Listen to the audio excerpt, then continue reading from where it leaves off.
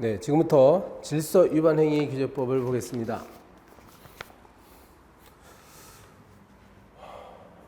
질서 위반 행위 규제법은 범죄 행위와 다르지요, 여러분.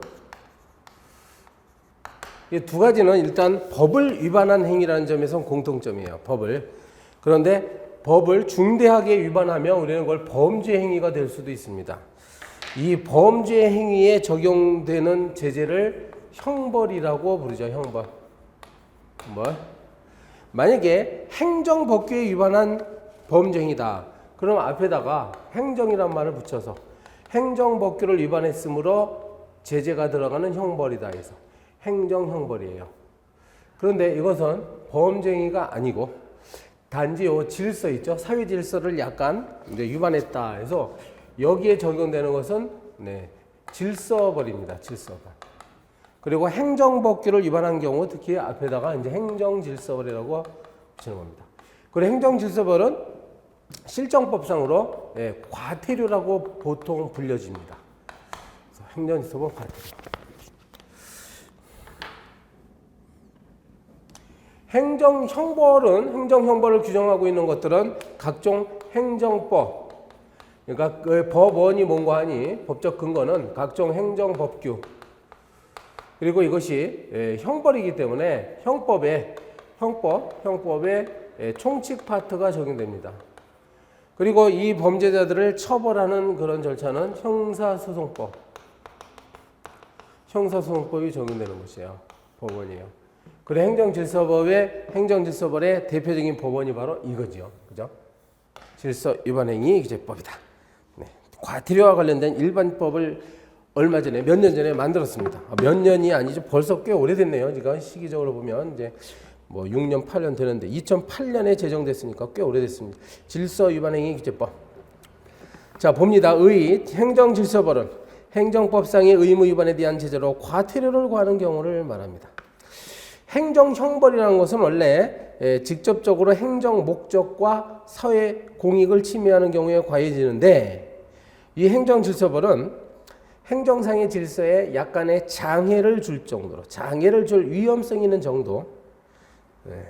그래서 가령 신고나 등록서류 비치 등을 의무를 해태했다. 깜빡한 거죠. 이제 사람들이 살다 보면 30일 이내에 신고를 해야 되는데 깜빡 그 기한을 넘기는 수가 있습니다. 게을러서 그렇지, 보통 게을러서. 의도적으로 막 범죄 행위를 저질러야지 이러면서 하는 사람은 없잖아요. 그래서 이러한 경우까지 형벌을 과하는 건 너무 가혹하니까 과태료를 부과합니다. 따라서 과태료 부과 처분은 행정처분은 아닙니다, 일단.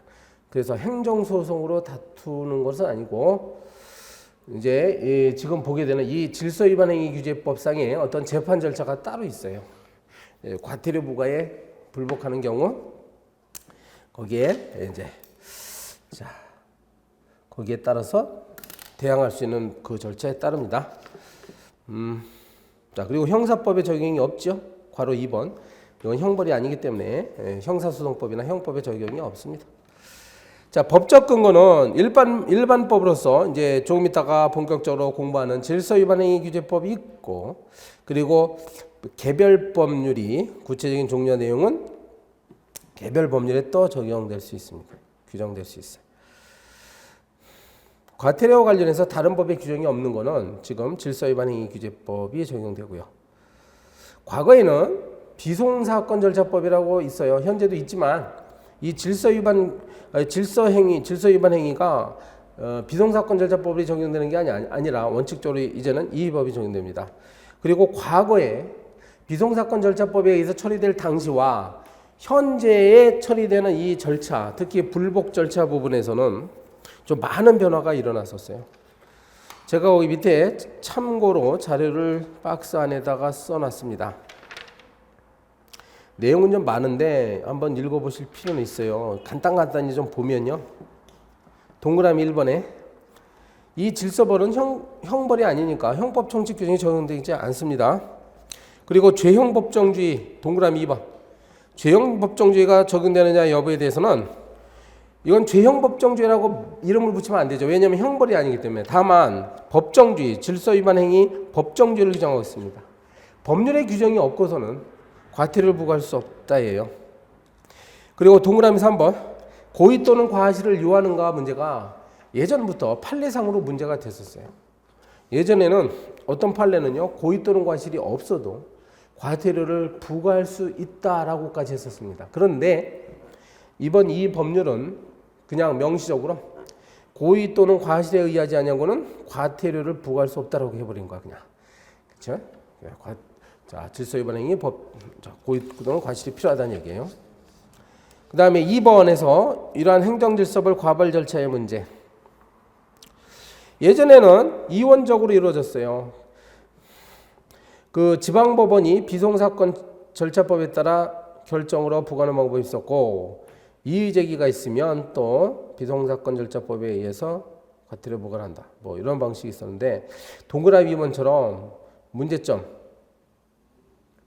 경미한 위반 행위에 대해서 처음부터 법원에서 결정하는 절차가 너무 많았어. 그래서 국민에게 부담을 많이 준 것이고, 그리고 재판이 열리더라도 과태료 처분의 주체는 행정청인데 관할 행정청이 참여할 수 있는 길이 없었다는 점.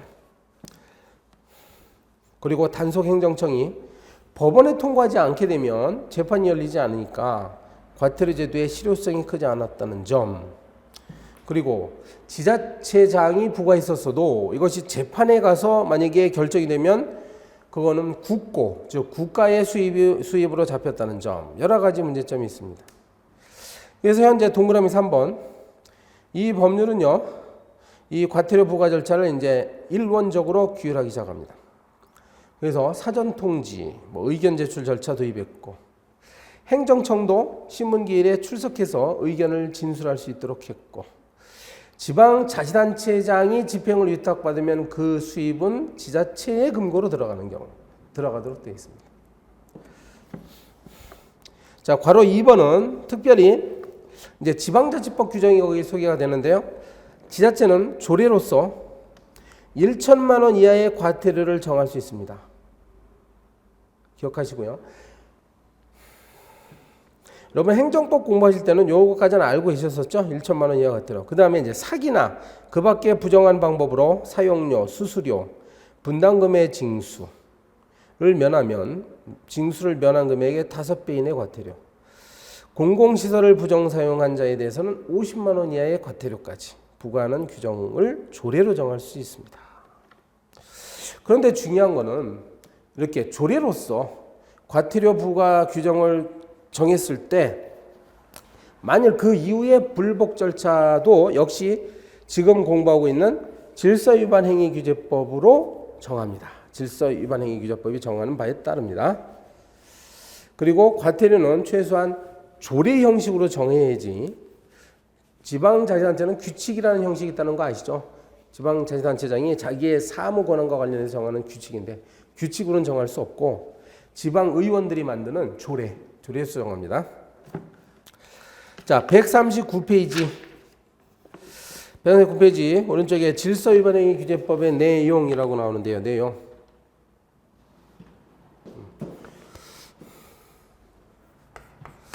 질서위반행위 법정주의.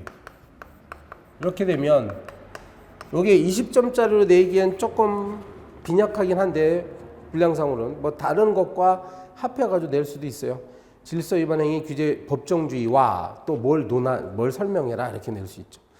질서위반행위 법정주의는 뭐라고요? 법률에 의해서만 과태료를 부과할 수 있다는 거야. 법률에 따르지 아니하거나 어떤 행위도 질서위반행위로 과태료를 부과하지 아니한다.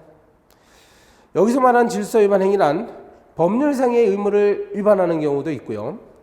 괄호 열고 지자체의 조례를 위반하는 경우도 해당이 됩니다.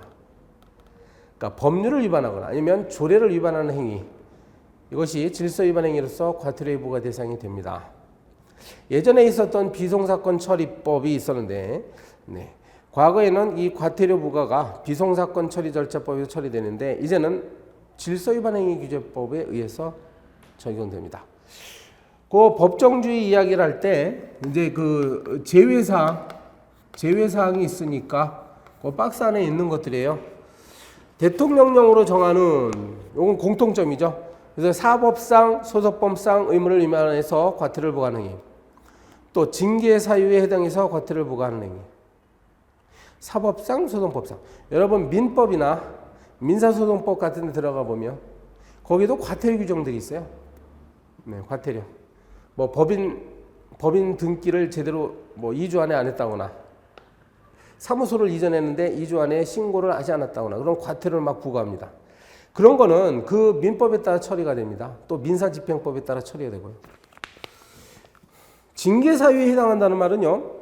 가령 뭐 세무사법, 변호사법을 들여다보면 자기들끼리 징계의 형태로 과태료를 부과해요. 서울지방변호사회 소속 변호사가 뭐 신고 의무를 제대로 안 하면 서울지방변호사의 이름으로 막 과태료를 부과하는 수가 있습니다. 그런 경우는 이제 변호사법에 따라 처리되는 거니까 이 법이 적용 안 된다는 얘기예요. 적용 범위.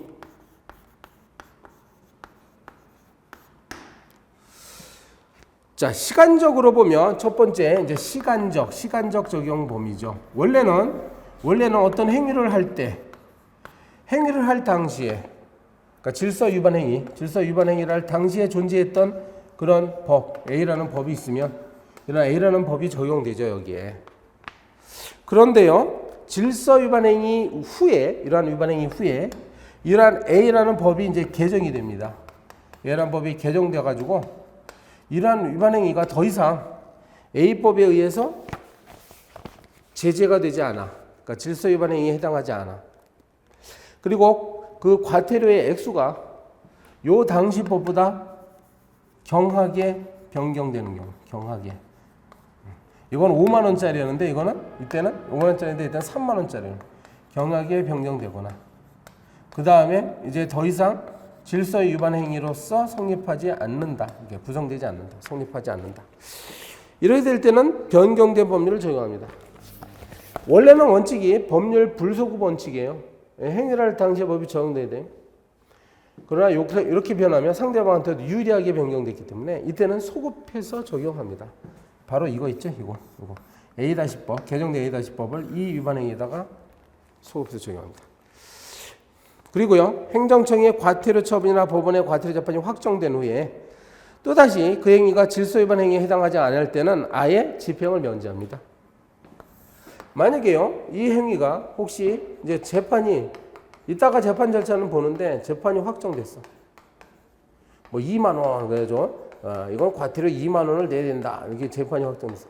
근데 또다시 이게 A-2-법으로 이렇게 바뀌어가지고.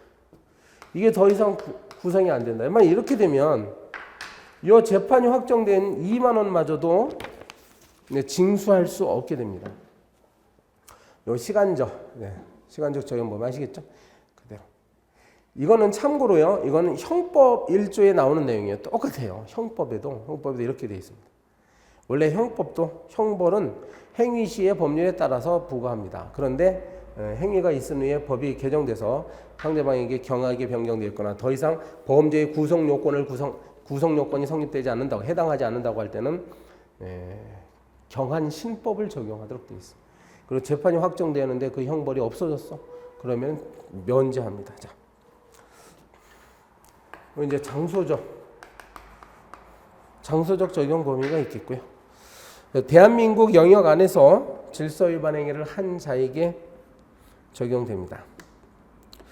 대한민국 영역 바깥에서 대한민국 국민이 법을 위반했어도 또 적용됩니다. 요 첫 번째 문장은 이른바 속지주의예요. 속지주의. 두 번째 문장은 속인주의지. 대한민국 국민에게 적용되니까. 그리고 대한민국 영역 바깥에 있는 대한민국 국적의 선박이나 대한민국 국제 항공기에서 위법을 한 외국인에게도 적용됩니다. 그러면 요거는 또 기국주의라고 해요. 기국주의. 그러니까 대한민국 영토가 막 그 비행기나 선박으로까지 확장됐어요. 참고로 말씀드릴까요? 지금 여기 우리 과태료 규정에는 없는데 참고로 그 외국인이 외국에서 범한 행위가 또 처벌이 되느냐 이거지. 외국인. 그러니까 미국인이 미국 땅에서 어떤 범죄를 저지르는데 우리나라 법이 규정되느냐? 형법에는 있습니다. 네, 형법에는 이른바 보호주의라고 해서 보호주의 있습니다.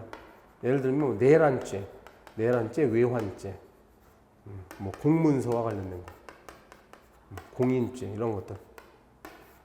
그러니까 우리나라 입장에서도 보면 이건 중대한 범죄죠. 그러니까 외국인이 외국에서 했다고 우리 법으로 처벌합니다. 근데 지금 보니까 그런 내용은 우리 질서위반행위기재법은 없네요. 자, 그리고 이제 괄호 3번.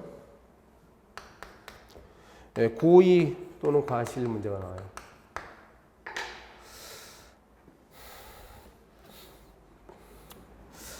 자, 우리 예전에 판례가 거기 소개됩니다. 1994년 8월. 특별한 규정이 없는 한 원칙적으로 위반자의 고의 과실을 요하지 않습니다. 그러니까 법령상 책임자로 규정되어 있으면 부과하는 거지. 고의 또는 과실을 증명하기도 어렵잖아요. 그렇죠? 그런데 현행 법은 명백히 고의 또는 과실이 없는 자는 과태료를 부과하지 아니한다고 규정합니다. 그렇죠? 그다음에요. 위법성의 착오가 나왔어요. 위법성의 착오. 그래서 자기가 하는 행위가 위법한 행위인지 위법한 행위가 아닌지 우리들과 같은 좀 뭐 법조인이 아닌 다음에요. 법을 아주 자세히 그러니까 이런 사람을 법의 문외한이라고 하죠. 우리들은 문외한은 아니에요. 그죠? 여러분이나 나나 법에 대해서 어느 정도 아는데 일반 시민들 입장에서는 과연 이것이 위법한 행위인지 적법한 행위인지 잘 알지 못합니다. 그러한 경우에 오인을 하게 되는데 나는 나의 행위가 적법한 행위라고. 그런데 오인했다고 해서 용서해 주지 않아요. 거기에 오인한 데 따른 정당한 이유가 인정되는 경우에만 허용됩니다. 정당한 이유가 있어. 예를 들어서 행정기관에다가 문서로 질의를 했는데 문서로 물어봤는데 담당 부서에서 이건 가능한 일입니다.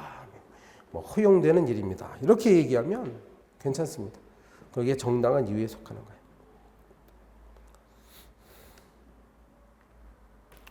자, 괄호 4번으로 넘어갑니다. 책임 연령 심신장애 이렇게 나옵니다. 14세가 되지 아니한 자의 질서 위반 행위는 과태료를 부과하지 아니한다. 우리 참고로 형법에도요. 이른바 형사 미성년자라고 해서 14세 미만자는 처벌하지 않습니다. 아예 처음부터 범죄 행위로 성립을 시키잖아. 범죄 행위가 아니야. 10살짜리 아이가 그러니까 작년인가요? 아파트에서 10살짜리 애들이 옥상에서 놀다가 벽돌을 떨어뜨린 바람에 사람이 죽은 사건도 있었죠. 실수가 아니라 걔네들 일부러 떨어뜨렸대. 일부러 벽돌을. 네. 그래서 이제 사람이 죽었단 말이야. 근데 처벌할 수가 없습니다. 왜냐하면 형사 미성년자이기 때문에. 자, 그런데 우리 질서 위반 행위기준법도 마찬가지로 14세를 기준으로 하고 있어요. 왜냐하면 이제 너무 어린 애들은 자기 행위를 제대로 분별할 수가 없기 때문에 그렇습니다. 그리고 또 심신장애. 이 대목에서 항상 제가 강조하는데 일부러 한자를 썼죠. 괄호 열고 신자가요. 신체할 때 신자가 아니죠. 그러니까 귀신 신자를 써가지고 우리 정신적인 부분을 얘기하는 거야. 정신적인 어떤 장애로 인해서 행위의 옳고 그름을 판단할 능력이 없거나 판단에 따른 행위를 할 능력이 없어. 이게 심신상실자예요. 사실은 심신장애자는 크게요. 두 가지 종류가 있어요. 심신상실자와 심신미약자가 있습니다. 지금 요 1항 제10조 1항은 심신상실자예요. 아예 그 판단 능력이 없잖아요. 이 사람들은 과태료를 아예 부과하지 않습니다. 그런데 이제 2항 이러한 심신장애로 인해서 1항에 따른 능력, 즉 옳고 그름을 판단한 능력.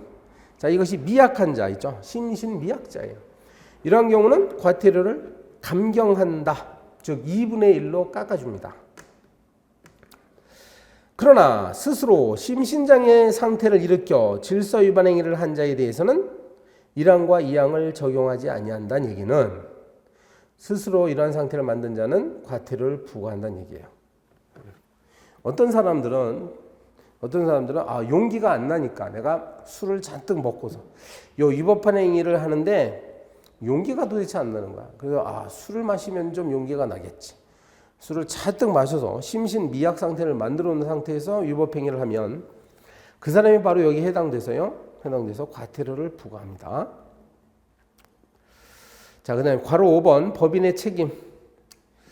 법인의 대표자, 법인 또는 개인의 대리인, 사용인, 그 밖에 종업원이.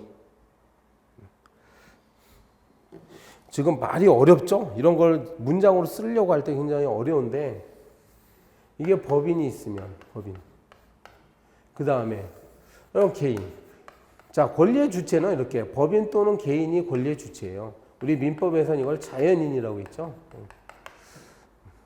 법인의 대표가 있을 수 있죠. 뭐 개인의 대표라는 표현은 안 쓰지. 법인의 대표가 있고, 그리고 법인의 사용인이 있을 수 있는 거죠. 그렇지?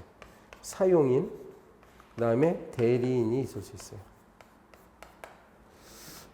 그다음에 종업원이 있을 수 있죠. 마찬가지로 여기도 사용인, 대리인, 종업원. 이런 걸 그냥 한 문장으로 바로 정리한 겁니다. 법인의 대표자, 그리고 법인 또는 개인의 대리인, 사용인 및 그 밖에 종업원. 이런 사람들이 만약에 위반을 하죠. 여기 밑에 있는 놈들, 요 놈들이 만약에 위법한 행위를 해. 그럼 얘네들, 즉 법인과 개인에게도 같이 동일하게 과태료를 부과한다 이 말이야.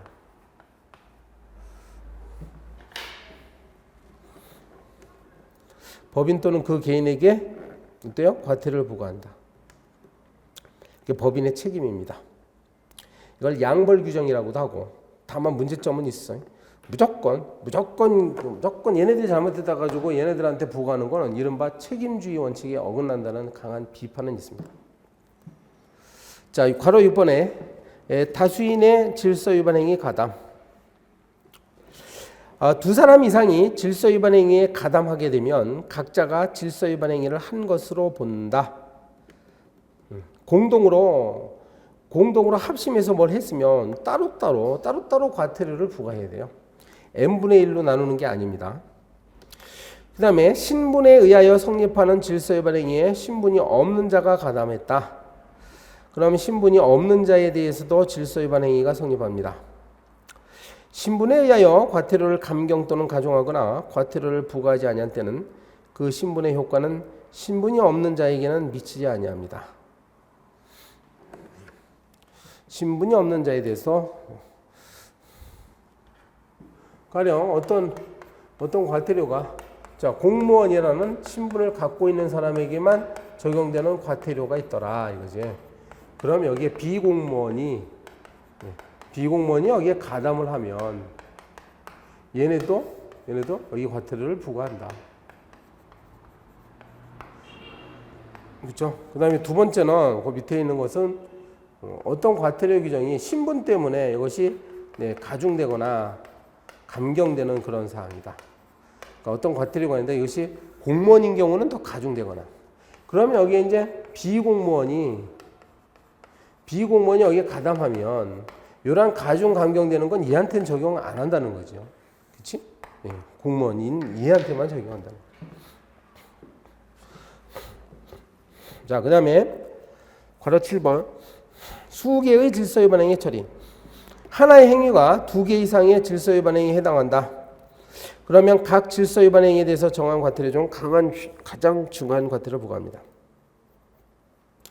한 번 행위를 했는데 이것이 3만 원짜리도 걸리고 5만 원짜리도 걸리고 이렇게 되면 5만 원짜리를 부과한다는 거야. 중한 것. 그리고 이것을 제외하고 두 개 이상의 질서 위반 행위가 경합한다. 그러면 각각 부과합니다. 자, 8번에 과태료의 시효. 과태료는 과태료 부과 처분이나 과태료 재판이 확정되면 5년간 징수하지 않으면 시효로 소멸합니다. 이 5년 기억해 두세요. 이따가 나중에 이걸 그 바로 뒤에서 절차 파트에서 같이 설명을 할게요. 그러니까 재판이 확정된다면 5년입니다. 자, 141번 1페이지 아래쪽에 보면 이제 부가 징수 절차가 나오잖아요.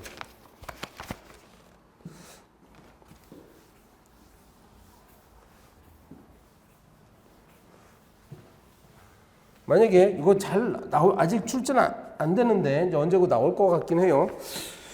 자, 과태료 부과 징수 절차를 쭉 절차대로 설명하시오. 이렇게 되면 그럴 때 대비해서 정확히 알고 있어야죠. 부과 징수 절차를 보면 이쯤에서 이제 법을 위반한 행위, 즉 질서 위반 행위가 있었어요. 질서 위반 행위가 있었어요. 그럼 여기 이제 단속을 하겠죠. 단속을 하면 한 이때쯤 단속한다면 이제 부과를 해야 되는데 무조건 부과하는 게 아니라 의견 제출의 기회를 줘야 돼요. 그래서 여기에 이제 의견 제출할 수 있는 기간을 줍니다. 여기에 이제 10일 이상의 그런 기간을 줘가지고 당신 우리가 단속했는데 혹시 뭐 이의가 있습니까? 주장할 만한 사실이 있습니까? 제출할 의견이 있습니까? 물어봅니다. 그래서 이때까지 의견 제출을 안 하죠? 그러면 의견 제출을 안 하는 것으로 간주를 하는 거예요. 안 하는 거예요, 간주예요. 그래서 의견 제출하면 제출한 대로 그걸 참조하고, 난 제출 안 했으면 안 한 대로, 그래서 결론적으로 얼마 부과한다 이게야. 과태료 뭐 10만 원 이렇게 부과하면 부과 받은 사람은요 60일 이내에 이른바 이의 제기를 해야 됩니다. 이의 제기 정식으로 이 이의 제기는 부과가 된 다음에 하는 거예요. 이 이의 제기하고요 의견 제출하고 혼동하면 안 돼요.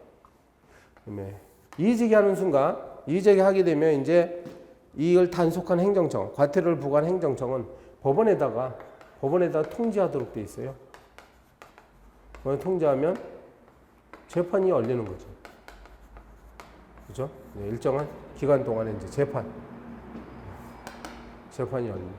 그럼 어느 순간 확정이 되는 거죠, 재판.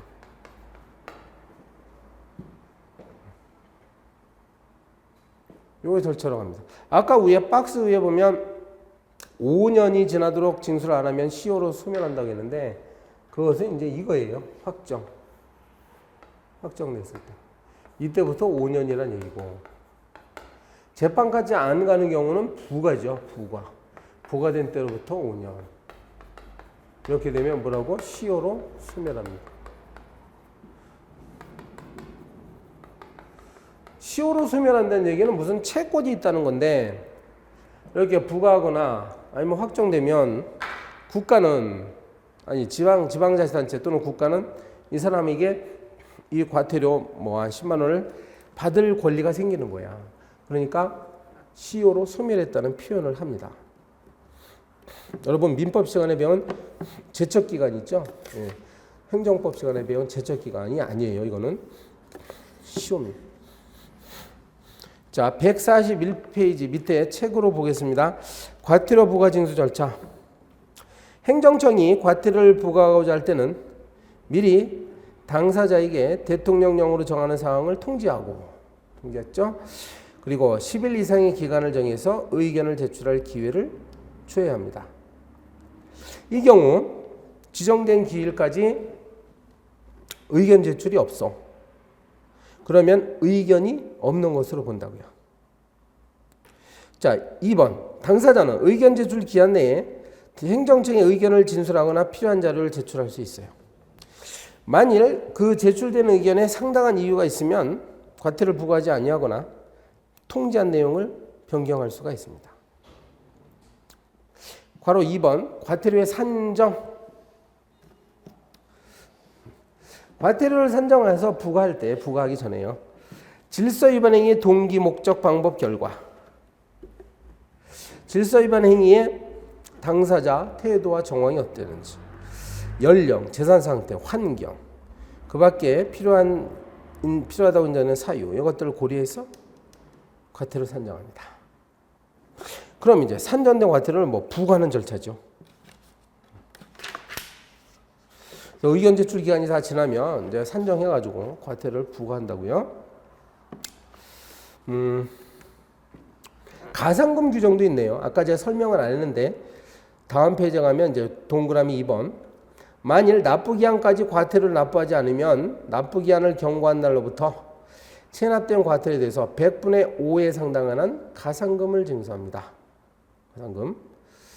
만일 체납된 과태료를 납부하지 아니하면 납부기한이 경과한 날로부터 매 1개월이 경과할 때마다 체납된 과태료의 1천분의 12에 해당하는 가산금을 앞에 1항에 따른 가산금에 가산하여 징수한다. 그래서 이걸 중가산금이라고 하는 거예요. 그러니까 기억하세요. 그냥 가산금은 100분의 5. 그런데 이걸 또 계속 안 내죠. 그러면 매 1개월마다 1천분의 12를 또 중가산금으로 붙입니다. 그런데 중가산금은 또 마냥 붙이는 게 아니라 60개월을 초과하지 못해요. 밑에 박스도요. 과태료 감경. 의견 제출 기한 내에 자진 납부하는 경우 100분의 20의 범위 내에서 감경할 수 있다. 예전에 제 숫자를 잘 요거는 못 외웠었는데 확실히 외울 수 있는 계기가 있었어. 주민센터에 가가지고 뭘 신고 서류 때문에 주민센터 갔는데 마침 옆에 창구에 있던 어떤 아저씨가 저 과태료 다 내야 되나요? 그러니까 그 동사무소 직원이요. 자진 납부하시는 거죠? 그러면은 10만 원짜리니까 8만 원만 내셔도 됩니다. 딱 그러시더라고요. 그러더라고요. 그래서 바로 이 규정입니다. 자진 납부하는 경우는 이렇게 할인해 줍니다. 그리고 이제 국민기초생활보장법이나 한부모 가족지원법 같은 장애인복지법. 이거 답안지 쓸 때 대비해 가지고 이런 법률 이름은 좀 외워두는 게 좋아. 근데 모든 법률을 다 알 수 없으니까 앞에 한 두세 가지 정도는 외워두세요. 이 사람들이 해당하면 100분의 50 범위에서 감경할 수가 있어요. 자, 그 다음에 괄호 4번. 과태료 부과의 제척기간이에요. 제척기간. 아까 요거는요. 시효 소멸이라고 했어. 왜 시효라고 표현했다고요? 국가는 요 과태료를 이제 상대방한테 부과할 권리를 가지기 때문에 그렇습니다. 제척기간이라는 것은 어떤 권리를 행사할 수 있는 기간을 말하는데 제척기간은요. 이런 위반행위를 했죠. 위반행위를 한 날로부터 5년 이내에 부과해야 됩니다. 또 이렇게 부과해야 됩니다. 그래서 이걸 또 제척기간이라고 부르는 것이에요. 이게 좀 다르죠? 최종 행위가 종료된 날로부터 5년이 경과한 경우에는 더 이상 과태료를 부과할 수 없어요.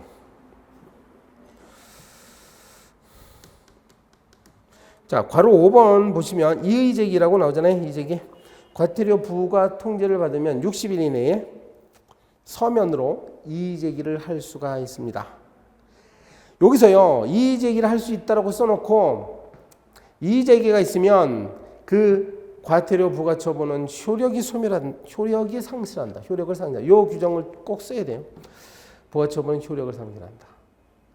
이 말은 효력을 상실했으니까 이제 법원에 통보가 돼가지고 법원 재판으로 결정한다는 얘기예요. 부가처분 효력을 상실했기 때문에 이제 당장 내지 않아도 됩니다. 내지 않는다고 그래가지고 막 가산금이 붙고 중가상이 붙고 그러진 않아요. 효력을 상실했기 때문에. 그다음에 괄호 6번 법원의 통보. 행정청은 이의제기를 받은 날로부터 여기 14일 이내에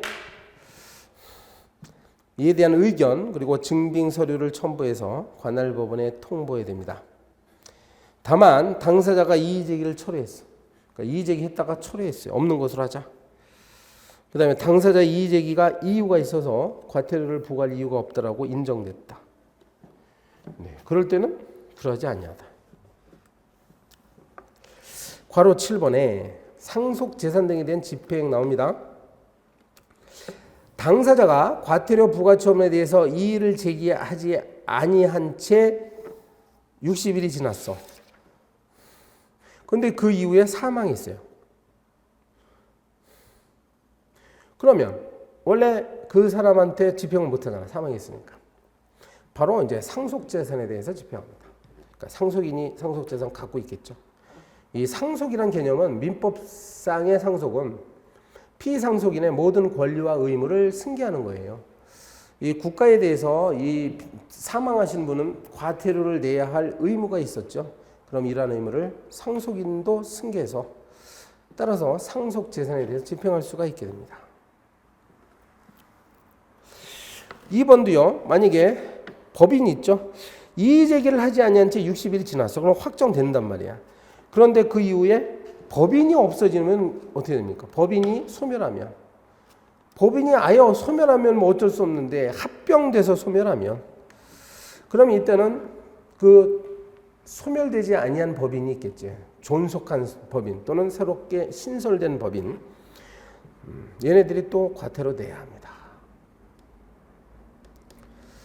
자, 그 다음에 밑에 질서위반 행위의 재판 및 집행 나와요. 요거 재판 과정에 대해서 설명하는데, 자, 관할법원은 어디서 담당하냐?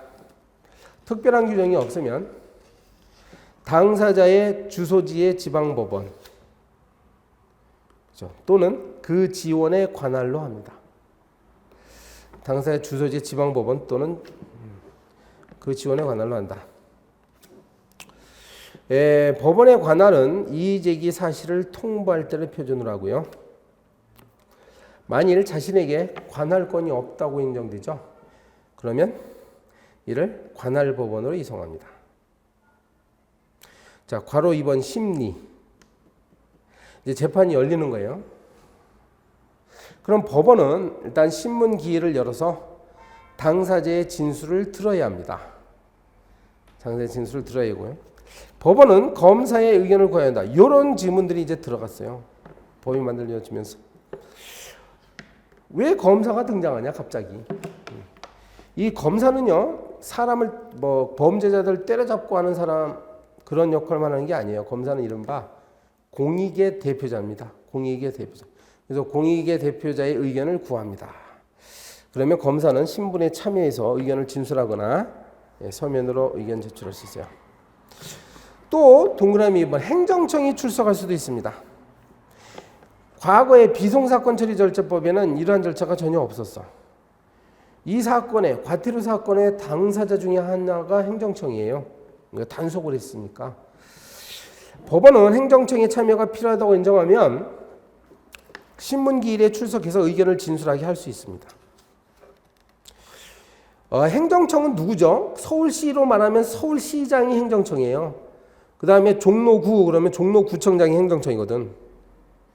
그런데 시장님이나 구청장님이 뭐 맨날 재판 받으러 다니면 되겠습니까? 그러니까 이때는 법원의 허가를 받아 소속 공무원으로 하여금 신문기일에 출석해서 의견을 진술하게 할 수 있게 되는 것이다. 그 다음에 증거조사 규정이 있죠. 법원은 이제 당사자가 주장하지 않더라도요, 그 직권으로 사실의 탐지와 필요하다고 인정하는 증거의 조사를 하여야 합니다. 이 경우 증거조사에 관해서는 민사소송법에 따른다. 그 판례도 한번 읽어보시고 다음 페이지에 가면 괄호 3번 재판과 항고라고 되어 있어요. 재판은 이제 결정으로서 한다라고 되어 있는데 대개 재판은 판결이죠. 원래 재판인 건 판결이야, 판결. 판결서가 작성되는데 과태료는 뭐 큰 사건이 아니다 보니까 그러니까 판사가 이제 결정하는 형식으로 하나 봅니다. 결정으로서 한다.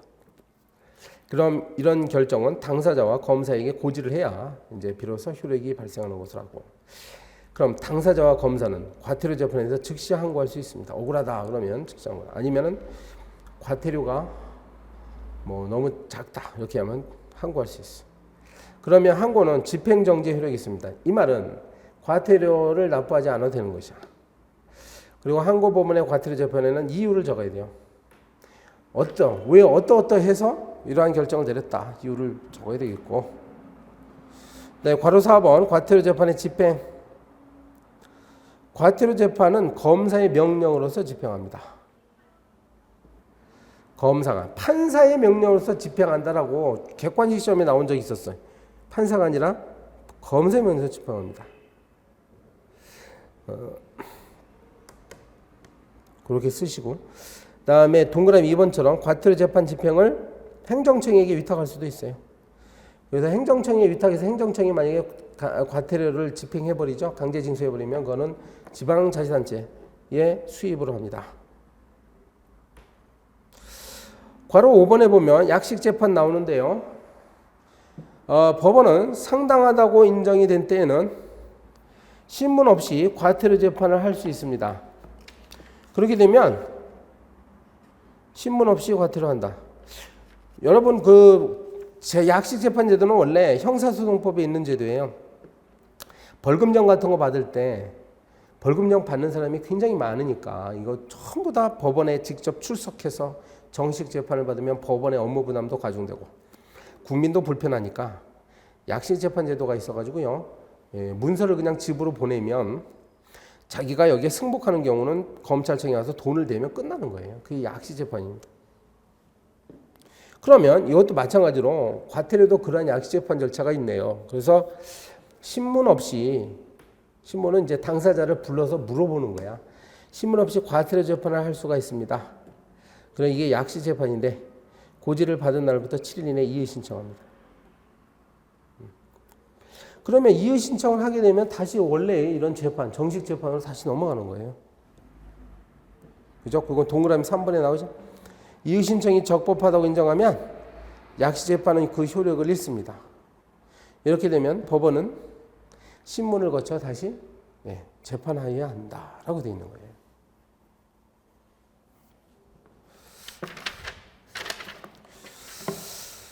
그 다음에요, 질서위반행위규제법이 마지막 한 페이지가 남았죠. 다른 부분에서 한 페이지면은 그냥 후딱 해버리고 말 텐데, 제가 보기에는 이것도 유력한 출제 영역입니다. 이제 145페이지 전체 한 페이지가, 그래서 기타 보완제도를 한번 설명해봐라. 그럼 이것도 굉장히 제가 보기엔 출제 가능성이 문제예요. 그래서 이건 간단하게 처리될 것은 아니기 때문에 이렇게 하십시다. 요거는 이제 다음 시간으로 돌려서 새로운 마음으로 요거 좀 제대로 공부를 하고 넘어가도록 하겠습니다. 간단한 것이 아니어서 그래요. 네, 이 시간은 여기서 마치도록 하겠습니다.